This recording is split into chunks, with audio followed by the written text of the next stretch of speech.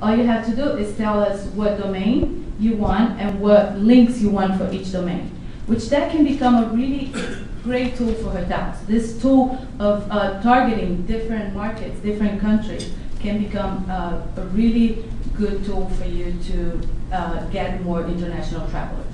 So, for example, this first hotel in California, for every dollar spent, they saw $50 back.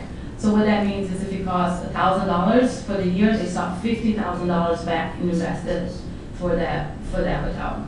Yeah, it's been great. TripAdvisor's been holding a series of master classes across North America, and I've been attending most of them and giving a presentation on reputation management. And the turnouts have been great. We've seen a lot of hoteliers arrive with lots of questions, and it's a really rare opportunity for hoteliers to speak to TripAdvisor directly, ask their questions, and find out more about how to manage their reviews and manage their online reputation. So the first thing I noticed, and the first thing many of our guests do, and not only just reading those reviews, but they also look at your photos. Are you putting your best foot forward with your photos on your business listings, but also on your website? Are they sufficient? Do you have enough of them? Are there only 4 photos of your hotel? Guests want more. If they don't see enough photos, they're going to post their own on there. And do they put your best foot forward? Are you showing all of your very different room types? Are you showing your suites that you hope people will buy and upgrade? Are you showing views around your property? People want to see what your grounds look like. Also, your description, your information, and your amenities, is everything accurate, enticing, and make sure you highlight your key selling points. Interesting enough, our Ayers Hotel Anaheim is #1 for the destination, and I went in the forums and I saw that people were actually recommending our hotels. They call themselves destination experts. So I messaged some of these destination experts and said, hey, do you know we have other hotels over in these areas? So they became sudden destination experts in other places that we have hotels. What happened is I have a social media coordinator.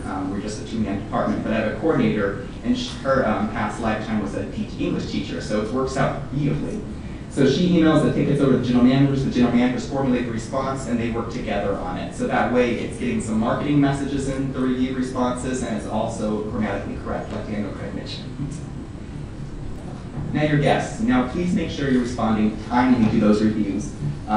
It shows your guests that you're paying attention to them, and also what they say matters. Always wow your guests too, and take any opportunity to do so. And also make it easy for your guests to tell others. There's various website widgets that TripAdvisor has shown us that you can place on your website. Post-stay emails are extremely powerful, and also a little tidbit in your post-stay emails, if the guest didn't book directly with you, encourage them to book directly with you. You might want to include a little advance purchase special on that. Usually helps. Yeah, well, online reputation management is really a new term in the hotel industry, but it's becoming an essential function, and it grew out of the explosive popularity of social media and the exchange of user-generated content. And really, it's about participating in social media to shape perceptions of your property and to learn from guest feedback and make improvements and just continue to get better.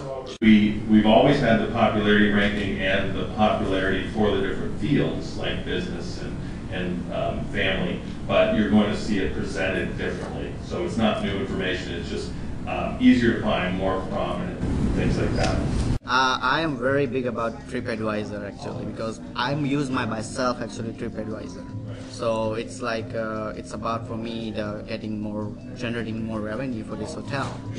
Well, it's an easy thing nowadays. I would say is a smartphone actually come up. So I have my phone actually with me 24 hours. So like it just popped up email or anything, and I just can review right away to give the reviews actually in a minute.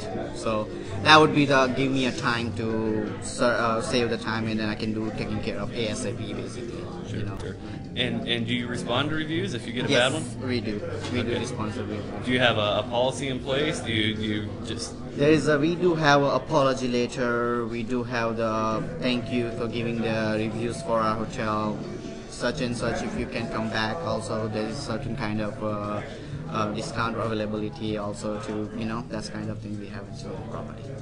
Yeah, I mean, I've been talking about online reputation management for about 2 years, and I think only this year have hoteliers really started to wake up and really seen that direct connection between their reviews and bookings. And so, but I mean, I'm a former hotel general manager. I know what the challenges are. You're running a property. Your first priority is to take care of your guests and then your employees. And so it's quite daunting to have to review all this chatter about your property on the internet, but it's essential. We can't escape it anymore. So it's a matter of just sitting down, putting together a team, putting together an action plan and goals, and then just methodically making sure you're following through with them and watching your progress along the way. I think the hotel community has been very quick to embrace social media, and they're very active on Facebook and Twitter. I think there's a lot of time being wasted. I think it's important to engage your guests through those channels, but the real decisions are being made on TripAdvisor and review sites. People go to Facebook to socialize, they go to TripAdvisor to shop, and that's a key difference.